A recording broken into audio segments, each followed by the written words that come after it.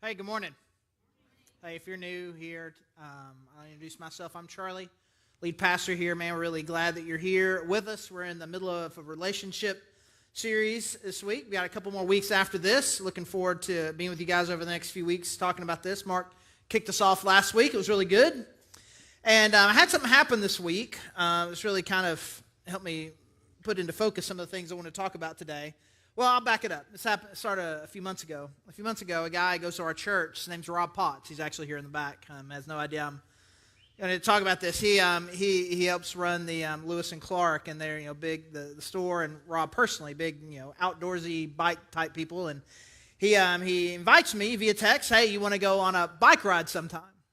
And it's probably been about 12 years since I've been on any kind of bicycle at all. And it's just one of those things, you just kind of like, you want to say, I guess you just kind of go, you just go, sure, sometime, right? It's just kind of the generic answer, right? And you just hope, yeah, and you just hope that maybe it just kind of fades into the distance. It obviously wasn't going to fade into the distance. He's obviously very persistent about it, really passionate about riding bikes, and very passionate about getting me to ride a bike with him. And then a few weeks ago, he sends me a text like, hey, we have these e-bikes that have these little motor assists on them. Which maybe, it's good. He's thinking, that probably is a fear of failure maybe that's or just a lack of physical fitness or whatever that is keeping me from saying yes. But I'm going to lie, it's a bit of a ding to the old pride, right? And so finally, last week I was like, hey, I think I can make some time next week. And so we did this on Wednesday. And so he pulls out the bike with the motor on it and shows me how to use it. And now here's the thing. You don't know this, probably can't tell. This is kind of the way I am. I've been working out for the last couple months. I've lost about 20 pounds, and I feel like I'm in pretty decent physical shape. And I was like, maybe I don't need that bike, but do I say something to him? I don't want to say something to him and be that guy. It's like, all right, I don't need the bike. And I'm like, because then it gets worse, right? So what if we get out there and actually it turns out I did need the motor, right? And so I'm just conflicted. And so I kind of made this decision in my head. I wasn't going to say anything because I don't want to be that guy, but I'm going to try it with not using it, and just see how it goes. And then if it doesn't, if it turns out I need it, I have it there to turn on. So then I'll just see. I can just kind of test my own fitness level. And so we ride for about 30 minutes and then turn around and come back, and about halfway-ish on the way back. So we've been at this 45 minutes or so. He asked me, so what setting have you had the e-bike on? Well, to be honest, I haven't had it on at all. I just, want to see if I could do it by myself. He's like, what? You know that bike's like 25 pounds heavier than a normal bike. Like, it's designed for you to use that. It's like using it at its lowest level. It's like riding a normal bike. Boop. So here I am, rejecting help when it's offered, because I have too much pride to even have a conversation about it, and then ultimately making my life significantly harder than it would have been if I had just said I want to ride a normal bike without the motor. And so, in fact, because I was prideful, because I wouldn't talk about it, because I wouldn't ask for help, I end up making a situation that could have been relatively pleasant much, much worse on myself. And let's just be honest, this is how we live life. We live life this way. We live this life surrounded by help, surrounded by opportunity, and because of pride and because of unwillingness to talk about it, because of an unwillingness to kind of admit, to have questions, to not know, because of all of this, we end up making life significantly harder than it has to be. When in fact God has designed us and designed this world to desperately need each other and to be in good relationships, where help is actually part of the design. It's not a flaw. But we live life in such a way that to say that I need help, that I need assistance, we believe that's weakness rather than just normal. And so then, we either avoid relationships altogether, or the ones that we have are completely dysfunctional and unhelpful and unhealthy. And so this key verse for this whole series, we've been talking about what a healthy Christian relationship looks like. Mark introduced us to this last week, is Ephesians 5:21. Ephesians 5:21, Paul says this, submit to one another out of reverence for Christ. It's kind of this intro verse that he gives, and then goes on to explain what it looks like in a number of different relationships, many of which we'll touch on over the next few weeks. But this idea, submit to one another, submit means I'm going to take something that's mine and I'm going to give it. I submit a paper to a professor. I give it to them. I submit, in a match means I give up. I give you the victory, right? So he's saying that we need to submit to one another. And the definition that we talked about last week that we're going to kind of use for this entire series, and again, I encourage you to write this down somewhere, to put this in your memory, to make this kind of a defining idea in your life as you think about your relationships, marriages, friendships, other family members, work, whatever. Submission is this. This is what it means. Submission in the context of relationship means this, that I'm going to give up what I want to give what somebody else needs. So for you, submission is you're going to give up what you want for what someone else needs. And so too many of our relationships, what they look like is like I'm trying to get what I want. So I'm going to friends go, I want somebody to go to have fun with. I want somebody to love me. I want someone to like me. I want someone we have the same interests. And all my relationships, what I'm doing is I'm trying to get from you something that I want. And that's what a relationship is. And so then you're doing the same. And then the relationship works if me taking from you and you can take from me, and we end up with these selfish relationships. But the thing is, they don't work.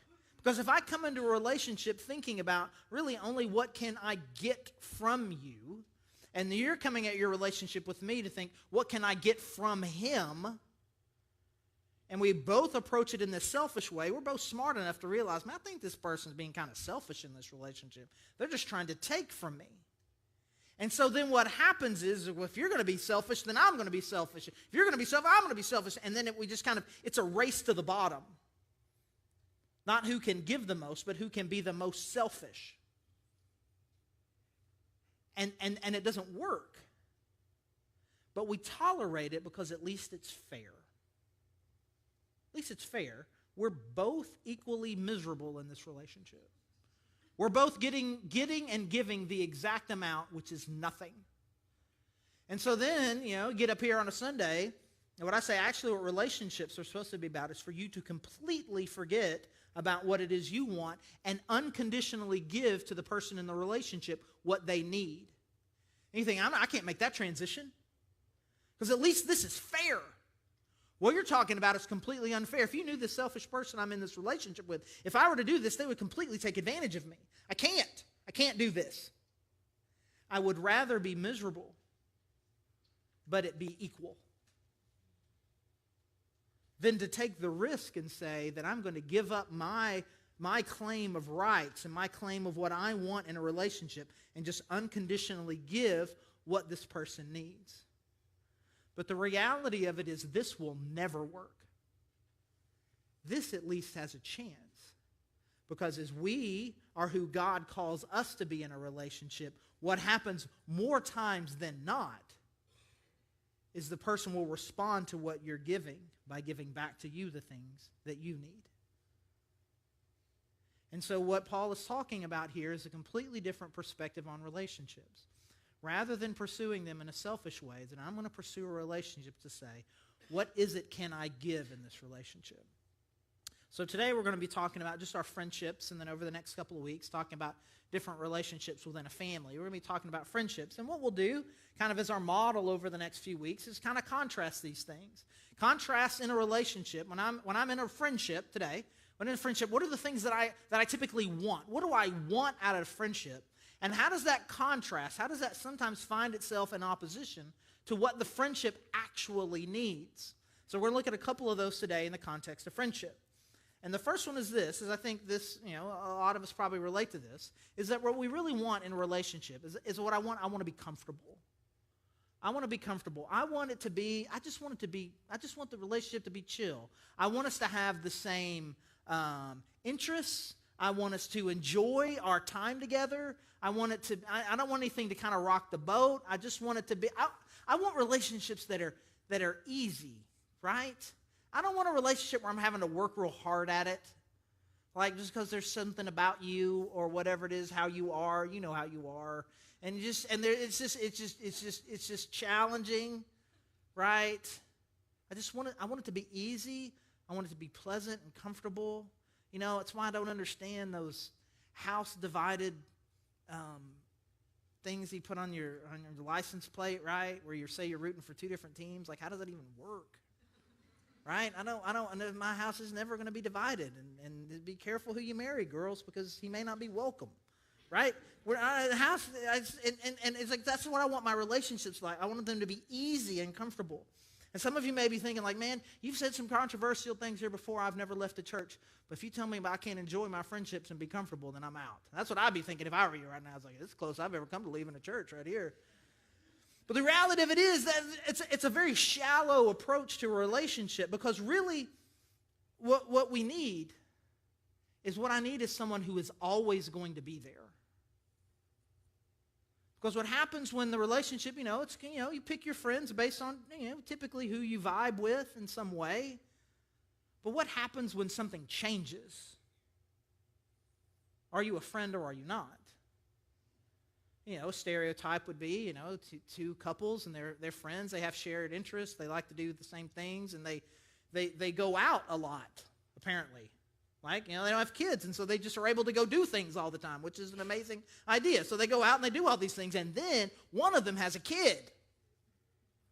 And then it's like, hey, you want to go out? It's like, oh, we can't go out. We got the baby. Do you want to come over? With the crying poop machine? No thanks. We're out. I'm going to find some different friends. Right? Suddenly it's not as easy as it used to be. And it's kind of a silly thing, but there's other ways. If a family just starts going through a rough time, now they have a lot of kids, or one of the kids is going through a hard time. The relationship, the marriage is going through a hard time. There's something about the family that has now made them kind of more difficult.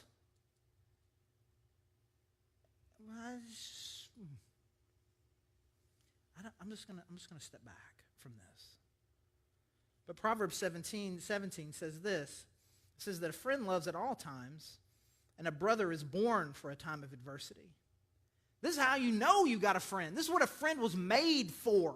A friend was made for the times of adversity. The friend was made for the times to love at all times. A friend is not born for shared mutual interests. It's not for fun times. A friend was born, a real brother, a real close compatriot, a real friend is born for the worst times.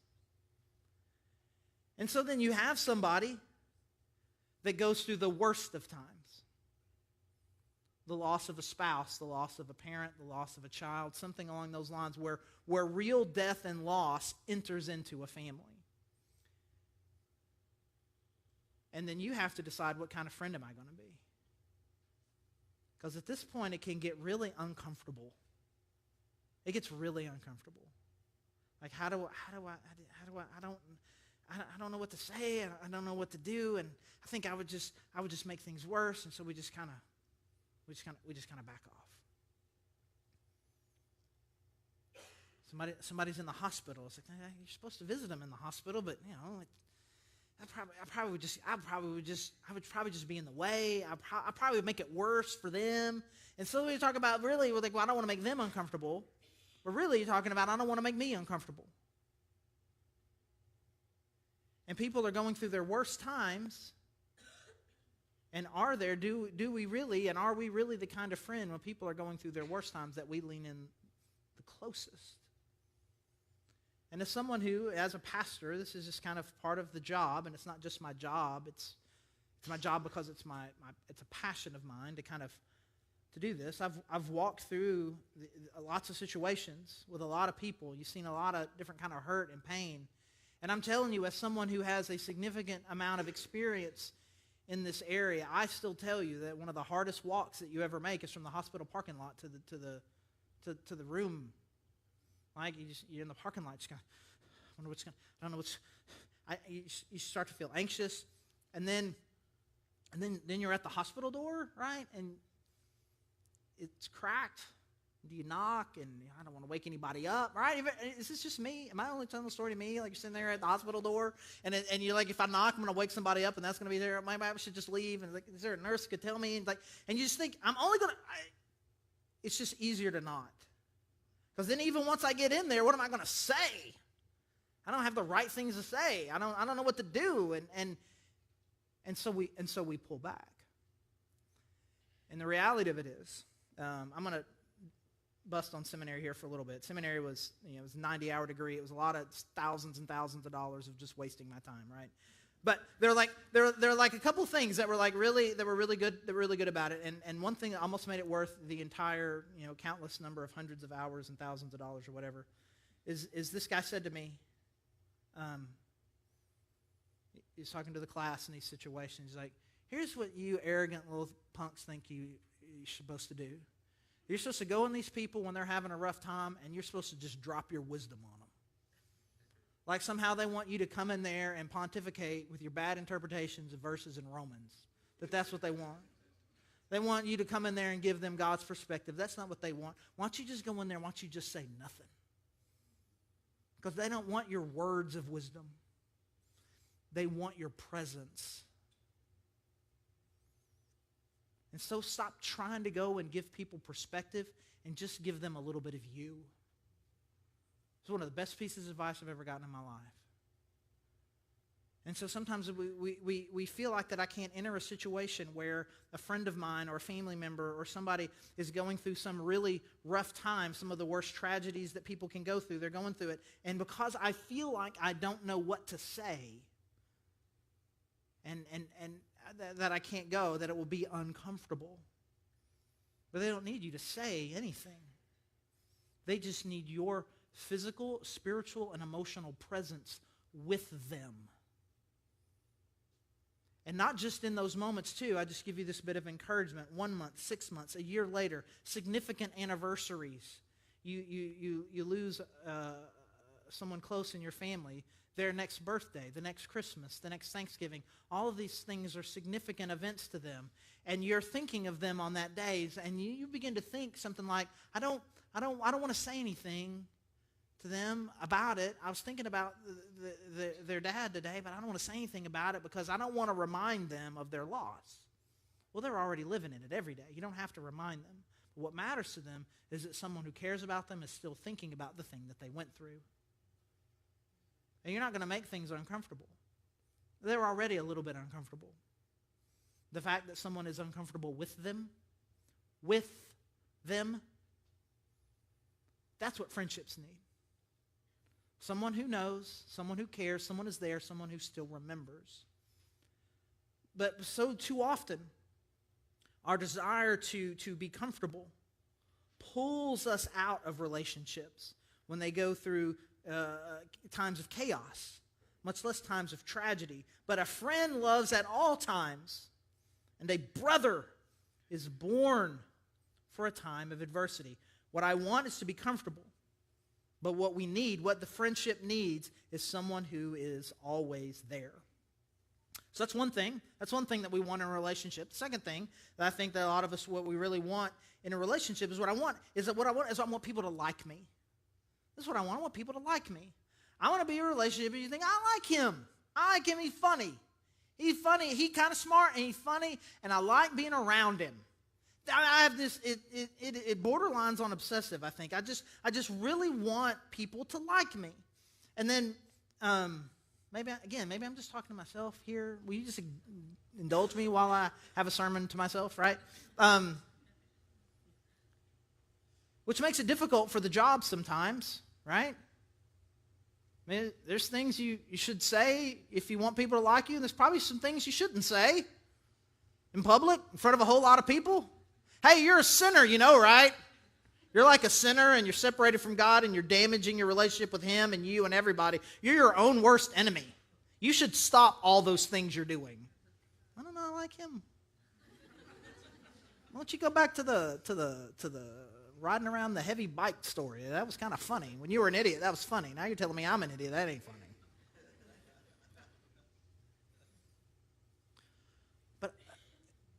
but if I walk around with this idea that I want you to like me, then what am I going to do? Well, there's going to be certain things that I'm going to hide from you, right? I've got to hide certain things from you.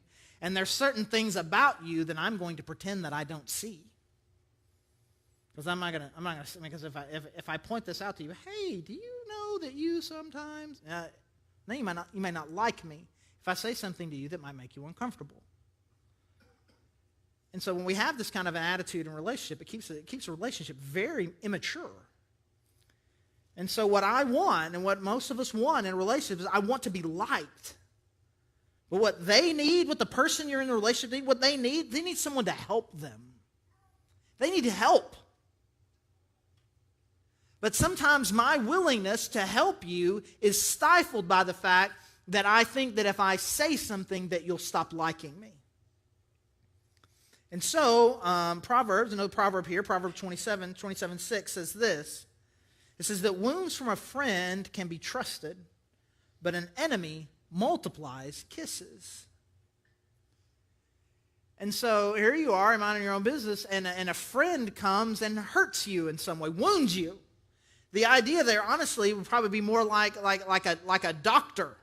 Like a doctor comes in. I mean, when a surgeon comes at you, is a surgeon helping you or hurting you? First, it hurts, right? First thing I'm going to do is I'm going to take this knife. I'm going to cut you. But the idea is that the wound that a friend will give you actually will make you better. But you know what's not making you better? The kisses of an enemy.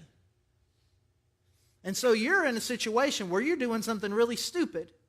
And you've got two kinds of people in your life. One to be like, dude, stop. And the other one be like, right? Two different response. One is a friend, one is an enemy.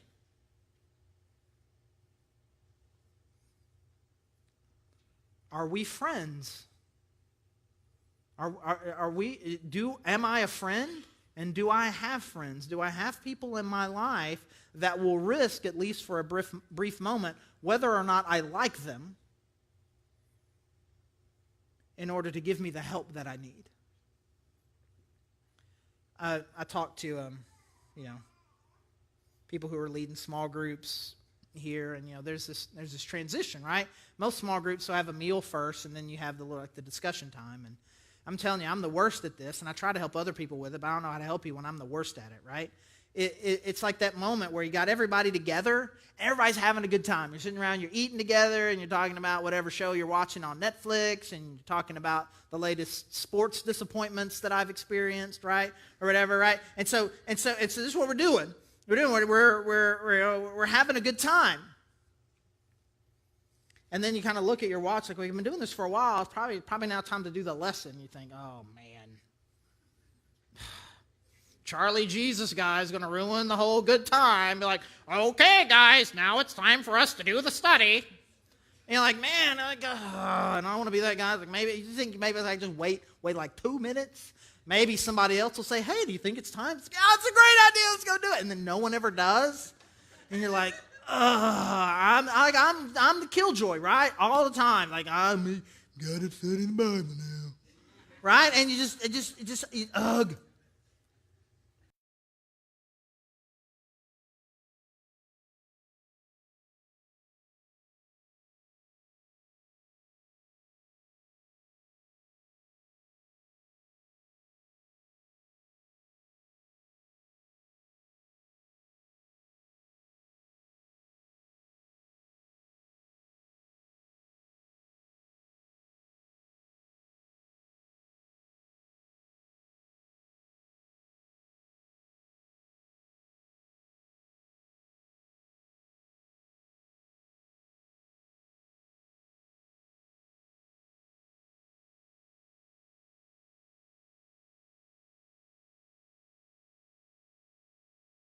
Wounds from a friend. But here's the thing. Not just in a small group, it's in relationships too, these individual relationships. Like, you're doing something that I know that you shouldn't be doing, and you shouldn't be doing it. And I was like, man, I need to tell him. I need to tell him, man, the way you're treating your wife, man, that's not cool. You got to stop that. You're hurting yourself and her. You should stop. You should stop that.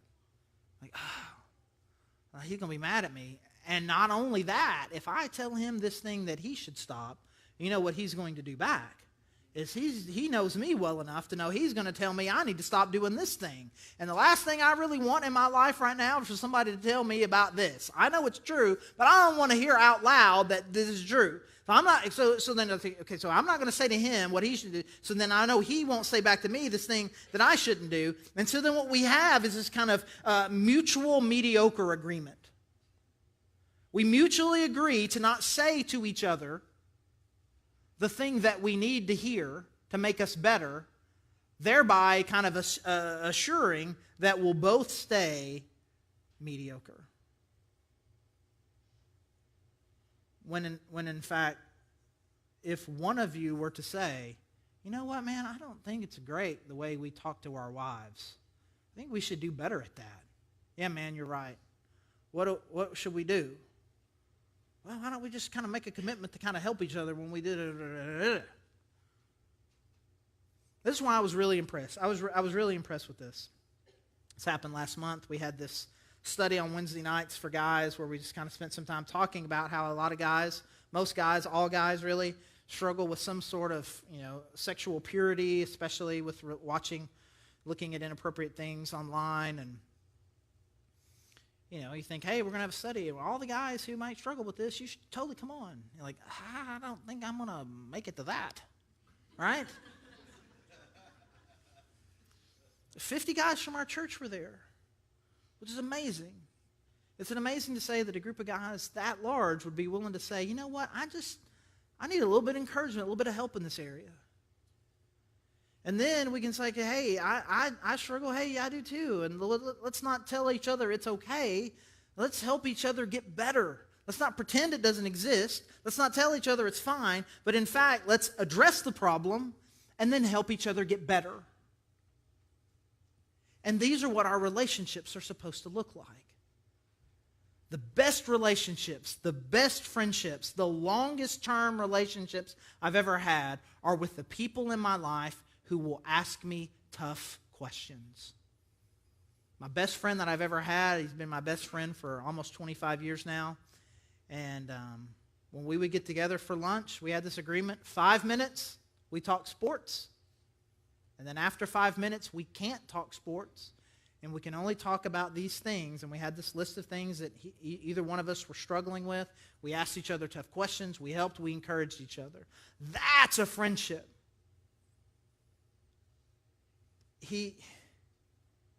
We were making each other better. But a fear of making things uncomfortable, a thing for making things not fun, a fear of someone not liking me, keeps our relationships mediocre, and ultimately is keeping your life mediocre. So the first thing that honestly that we just need to make sure that we get over is sometimes we just get this into our head that I don't really need help. I don't really need help. I'm fine. And like an idiot pedaling a 25-pound heavier bicycle, you're making your life significantly harder because you're believing and living something that in fact isn't true. Because imagine this, if you will. Genesis chapter 2. Adam, the very first person created, no sin in his life at this point, a perfect relationship with God, and God looks at him and says, man, it is not good that he's by himself. Perfect relationship with God. And by design, God knew that he was meant to be in relationship. And so there's nothing about you and your design that makes you the one unique person who is able to manage life on your own. It is not a flaw. It is not a weakness for you to need other people. It is, in fact, part of the initial design that God made in you, about all of us from the very beginning. You are, by design, in need of other people around you. So first, we got to get over that. And then second, we've got to be willing to make a commitment to say, the relationships that I do have, I'm willing to risk comfort and the people-pleasing in order to have real friendship. So if you find yourself here today and you honestly, it's like, man, actually I feel like I'm a little bit alone. I don't know if I have anybody. Allow me to plug for you our small groups. I know a lot of people who would love to be a friend for you. And I know where you can find them. But for most of us, we have people in our life. We just need to pray that those relationships will go to another place. That we will seek and receive the help that is offered and is surrounding us. And so as we move into our response time, obviously we have all the normal ways that we respond. The prayer team has been back there. They've been praying for you this whole time. If you have a need, a burden, or just need a little bit of support, they would love to pray specifically with you. There's prayer candles and communion. There's play at the cross. There's some of our missionary cards that are back there. You can pray for some of those awesome people. We're going to be worshiping. We have an opportunity to give. Lots of ways to spiritually respond. But let's just spend some time just praying for each other. That we would get over the pride of feeling like we have to do it ourselves. And that we would have the courage to take our relationships to another level. Let's pray. God, I thank you. I thank you for this time. And God, I just know there's people all around here. There are the people that are going through some tough times, who feel like their friends have taken a step back, God. And I pray that you would give their friends the courage to step in. And God, then there are also those who we're standing on the outside, not being who you have called us to be, not truly being a friend. And God, I pray that you would give us the courage to step in. And God, then a lot of us, we're both of those things. We need more than what we're receiving. And God, we're not giving what we need to be giving. And so, God, I pray that for all of our relationships, we really would be living out mutual submission, where everybody is laying down their rights to give each other what they need. And God, we thank you for your son Jesus, who modeled that so perfectly, who gave his life to give us what we need, which was forgiveness and a relationship with you. And God, we thank you for his sacrifice and for the life that he gives that makes all this possible. And it's in his name that we pray. Amen.